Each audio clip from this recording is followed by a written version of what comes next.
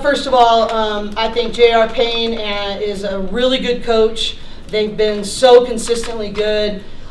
This is the best team we've played, and they are tough.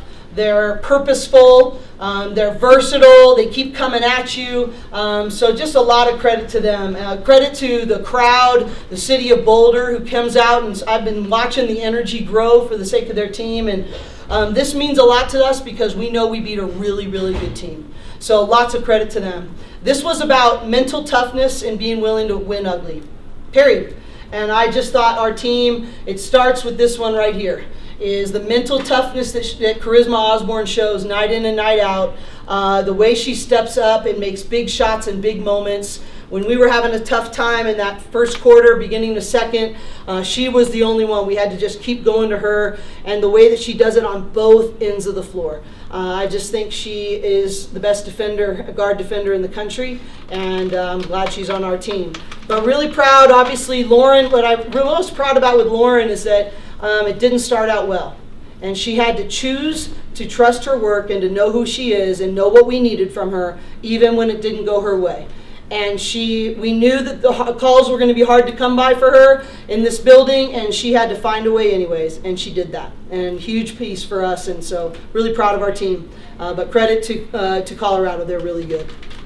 Lauren, I mean, what does it mean to you, obviously, coming back to your home state, being in this arena, obviously on the other team, but what does that mean to you? What have you seen in the growth of this program, just from when you were in ours? From CU, I would say, CU. from CU's program. Yeah, they're a really amazing team. I mean, and they just keep getting better and better every single year. They're super talented. Great players. But yeah, it's really exciting, honestly. Just like throughout warm-ups, I just kept seeing more and more of my family and my friends just coming in the crowd, and it's just really special, and I'm just so proud of our team, and they know how bad I personally wanted to win this game in my hometown, so everyone just really showed out, and I'm just really grateful to be on this team. But yeah, CU's a great team for sure. Lauren, you started out 3 for 10. You hadn't missed 7 shots in a single game all year. How were you able to kind of keep that mental focus to come out in the second half? And I think you only missed 1 shot. I'd like to hear this too. I mean, firstly, Coach Shannon is, she knows how to talk to me, and she knows when I'm frustrated. So she really just, made sure that I stayed confident in myself and reminded me of who I am and all the work that I put in, like Coach Corey said. But and also my teammates. Like, I think no matter the circumstances, no matter how badly I might be shooting, they still keep giving me the ball every time because they have so much confidence in me, and I think that I just live it out. So yeah, shout out to my teammates. Lauren, I think you're averaging like 18-6 in this building in 2 different visits. Oh, wow. You're they're Big Ten. Keep it up. Keep it up. You gonna miss coming back here?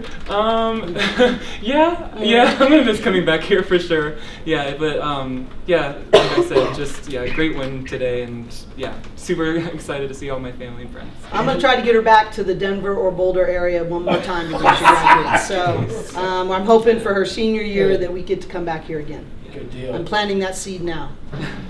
How many arms you have to twist the next holiday to get both mom and dad out here when Sienna had a game? Oh, when Sienna? You know about that? You know about that? No, I told them they can prioritize me for one day, for one game. So it's like, you guys can come to my game. Sienna will live, So. She won't, though. No, she won't. She was still mad. But it's okay, They had to do what they had to do. So. We're loyal to the entire family. Exactly. This could be for any of you three, but to have that attendance get announced and to see the interest and just the people coming out for this sport, I mean, what does it mean to you guys being a part of this sport and seeing how much it's growing right now? Yeah, I think it's amazing. It's super fun to play in. Like, even though everyone in the gym is pretty much going against us, like, I think even their crowd is like fueling us and like making our huddles tighter. But yeah, it's so much fun, and I think it's really good for women's basketball. And I think a lot of people are starting to see that we're so much fun to watch. So. Yeah, and I would just say you all are a big part of that, and we can't fuel this fire and fan the flame, so to speak, if you guys don't keep writing about it. And not just when it's a top 5 matchup. It's got to be, these women are amazing, and tell their stories, and tell how much the popularity is growing, and tell what the TV ratings are, and tell those stories. And, it's just so important that becomes the norm. And so, come out to all their practices. It's just we need you guys to help us, and it is spectacular. And for us, we've already had 3 sellouts in 5 games of the Pac-12. 3 sellouts. That's just awesome. And I just give tons of credit to all the marketing teams and the work that's done behind the scenes. But truly, we need you, media. We thank you for telling the stories and continuing to fan the flame of what's really important in women in sport. Got a couple from Sue Favor, Women Hoops World. Coach, Sue would like to know, how were you able to remain poised after the shots weren't falling, turnovers were happening in the first half, and then you made a run in the fourth quarter, one of the most intense back and forth displays we've seen in a while. Yeah, I just think if I don't show composure, how do I expect them to? And I definitely have not been perfect at it. In fact, I had to apologize to them for, I thought, losing my composure slightly in the second quarter of the game at USC. So, but I have a responsibility to lead by example. And, we trust the work that we do. And we've prepared. And so I think the worst thing we can do is lose our composure, because then we lose the benefit of our preparation. And that's where the real work is done. One for Charisma. You're coming off a huge rivalry game against USC. What does it mean to bounce back after last Sunday's loss? Yeah, I think it gives us so much confidence. Obviously, that was a really hard loss for us, and I think immediately we all knew that we had to step up and bring out something else in each other, and I think we did that tonight. But I think it means a lot, and it gives us so much confidence going into the next game. But yeah, I'm super proud of the team for being able to bounce back and stay together when things are really hard. Lauren, is there anything special about playing in Colorado and being back home and playing in front of the family? Yeah, this is basically I'm living out my dream right now. This is what I've just trained for. This is, what my family and I have been talking about for my entire childhood. So just to play on this stage in front of all of them is just super special, and I'm just really grateful for everyone that's put me in this position. But I'm just really grateful to be on this team. I'm just surrounded by the most amazing people every single day who have just, made me into a whole different person and player on and off the court, and I'm just really grateful that I get to be here, and obviously it's just super special that I get to do in front of all my family. She's helped us a little too. Coach, you guys have Utah next. Yeah. CU played you guys and now has USC. That's 2 pretty Yeah. big weekends. What can those type of weekends do for a team, though, that is looking to compete in the postseason? I just think you have to look at every weekend in the Pac-12 this way. They're projecting 9 teams out of 12 going to the NCAA tournament. That's just mind-boggling, right? There's one other conference, but they have a lot more teams. It's the deepest conference in the country. And so I don't even think you can look at it like this weekend is so crazy. I just think this is the weekend. This is what it takes to go 2-0 this weekend. And it's hard. It's definitely the hardest travel trip. It's really difficult on a lot of fronts. But quite frankly, I think that's exactly what we needed after our loss at USC, is that we needed to be challenged right away. There was no time to think other than we got to get tougher even more. We have to get better even more, because we're going to play even better teams at altitude, fill in all the blanks. And good. Invite it and let it teach our hearts and make us tougher and go to the next spot. But Utah is so good. And, I was talking to Coach Tony. He has that scout. And, it's a totally different game plan. Now, tonight we're going to enjoy this. Tomorrow we're going to leave this, and it's going to be just all eyes on Utah and what a great team they are. But, if you want, she said she's living out her dream. It wouldn't be her dream if she wasn't having to be her best when the best is needed. And to play the highest competitions and to have it refine you and bring out new things, that's what we want. And that's what's going to make us a great team in March. And that's ultimately what we want. Coach, you mentioned this league is such a gauntlet. Oh, It's gosh. amazing. This Yeah. weekend, the Rocky teams, the LA team, Yeah. is a great example of that. What back to CU here, what makes them a potential Final Four team, and those pieces finally coming together? Their aggression level. They have great defense, great aggression. And you know what I think they do really well is they play with really good purpose offensively. They know exactly who they're looking for, how they're trying to get them the ball. I think their just awareness of each other is really, really at a high level. So, but their aggression level, I usually think the more aggressive, urgent team wins. But today was maybe the first time in the last year or so that we were able to use that aggression against them. They've always been that way. And I think you either let it happen to you or you take it right through them. And that was really our focus, is that we knew they were going to play with great aggressiveness and we had to play through them to try to use it against them. Coach, kind of piggybacking on the earlier question about the Pac-12. One thing J.R. Payne has talked about is how the coaching staffs genuinely wish each other well in the NCAA tournament every year, and she says she's going to miss sort of that. So, are you relishing these last rounds of the rodeo? Yeah, and JR and I have talked about that. I think that it's a really unique piece. I remember, I think it was about 10 years ago, we sat together at right in May. We came early as coaches and said we were last in the Power 5 conferences. So what is it going to take to go from last to first?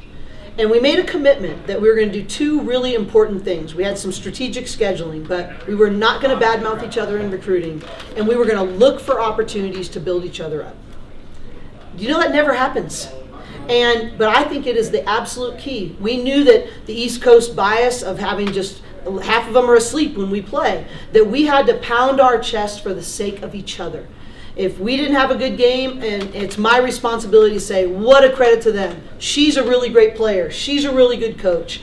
And that has been an absolute core pillar of how we've built this conference. And not only do we have incredible people that are really classy and understand that you have to take off your institutional hat and you have to put the growth of the game first. And that's what JR is talking about, and I will really miss that. But I will also miss how great the coaches are tactically.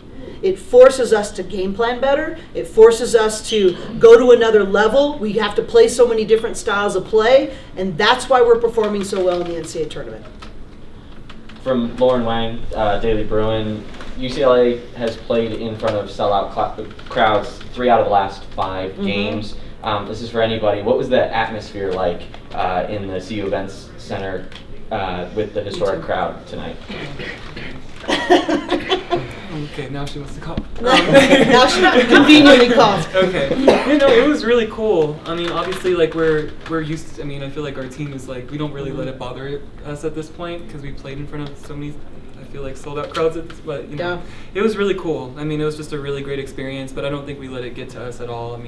Like Charisma said, I think we, those tight huddles really came through. I feel like we just made sure that we all held each other accountable, but we, made sure that we just stayed together as a team the entire game. So I don't think it really affected us, but, I can say that it was just a really cool experience, and I'm grateful that we got to play in front of that crowd. I will just add to that I think preseason scheduling really added to that confidence. Ohio State, 10,000 people, even Princeton at home, just such a loud game with all of our field trip days. And I just think that the intensity of our preseason schedule really taught us how to be prepared for this. Absolutely. One for Coach, and Charisma, feel free to jump in. What were your takeaways from Charisma's sort of duel with another experienced guard in Sherrod, and the back and forth that was happening? Another demanding defensive assignment again for you, Charisma. It's same song, whatever number verse. It's like every night she's got to have this assignment, and tonight it was Sherrod, and last week it was Juju Watkins, and just fill in the blanks. I just feel like she's just proving it night in and night out. It's like, okay, here's my assignment tonight, check. And I just think that's what makes her elite. It's not up and down. It's not sometimes. She understands her assignment, and she knows what her team needs from her, and she delivers, period. Yeah. Thanks.